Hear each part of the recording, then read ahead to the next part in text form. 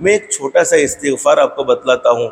اس استغفار کی برکت سے زندگیوں میں چین سکون نہیں ہے تو اللہ پاک چین سکون نصیب فرما دے گا. اولاد نافرمان ہے، اللہ پاک اولاد کو فرما بردار بنا دے گا. گھر میں لڑائی جھگڑے، اللہ پاک لڑائی جھگڑوں کو ختم فرما دے گا. روزی کی تنگی کے معاملے میں پریشان ہے، اللہ پاک حلال پاکیزہ روزی کے دروازے کھول دے گا. ایک چھوٹا سا استغفار عادت بنانا روزانہ 313 مرتبہ پڑھنے کی، کم سے کم.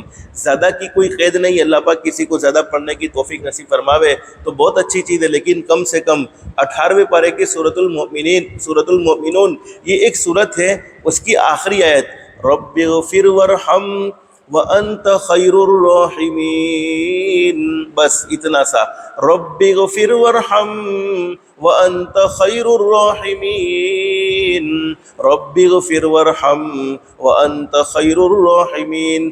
جس مقصد کے لیے بھی اس کو پڑھا جائے گا اس مقصد میں اللہ پاک ضرور کامیابی نصیب فرمائیں گے، چاہے وہ مقصد دینی ہو چاہے وہ مقصد دنیاوی ہو، ہر مقصد میں اللہ پاک بھرپور کامیابی نصیب فرما دیں گے. لیکن شرط یہ ہے کہ مقصد جائز ہونا چاہیے، ناجائز مقصد کے لیے نہیں. جائز مقصد میں پڑھا جائے گا اللہ پاک ضرور اس کی مراد پوری فرمائیں گے. تو اس استغفار کا خاص طور پر کم سے کم 313 مرتبہ پڑھنے کا ہمیشہ کا اہتمام کر لو. بہت چھوٹا استغفار، رب کے معنی تو بہت وسیع ہے. او ہمارے پالنے والے اللہ، اے میرے اللہ میرے گناہوں کو معاف فرما دے، ورحم اور مجھ پر رحم فرما لے، وانت خیر الراحمین، تو اس سے اچھا رحم کرنے والا کون ہو سکتا ہے. جب ہم اللہ کو بار بار کہیں گے اے اللہ تو مجھے معاف فرما دے، تو مجھے رحم فرما دے، تو اس سے اچھا رحم کرنے والا کوئی نہیں. تو جب ماں باپ کے سامنے ان کی اولاد روتی ہے، ماں باپ اپنی اولاد کا رونا برداشت نہیں کرتے ہیں، تو پیدا کرنے والے اللہ کے سامنے کوئی اللہ کا بندہ مانگے، کوئی اللہ کی بندی مانگے، کیسے وہ نامراد ہو سکتے ہیں؟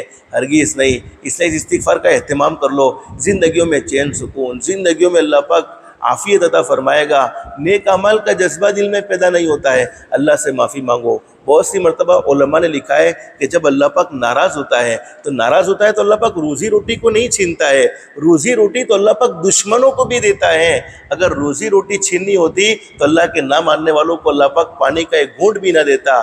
لیکن اللہ پاک جب ناراض ہوتا ہے تو اللہ پاک اس کے سامنے جھکنے کی توفیق چھین لیتا ہے. پھر آدمی اللہ کی عبادت نہیں کرتا بلکہ اپنی منمانی زندگی گزارتا ہے، اللہ کو ناراض کرنے والے کام کرتا ہے. سجدے کی توفیق چھینی گئی، سمجھ لو کہ اللہ ناراض ہو گیا.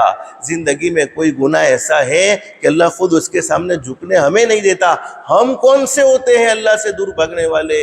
ہم دور بھاگے ہیں اللہ سے، اللہ نے کسی نافرمانی کی وجہ سے، کسی گناہ کی نحوست کی وجہ سے ہمیں اللہ سے دور کر دیا ہے. اس لیے ہمیشہ اس استغفار کا اہتمام کرو.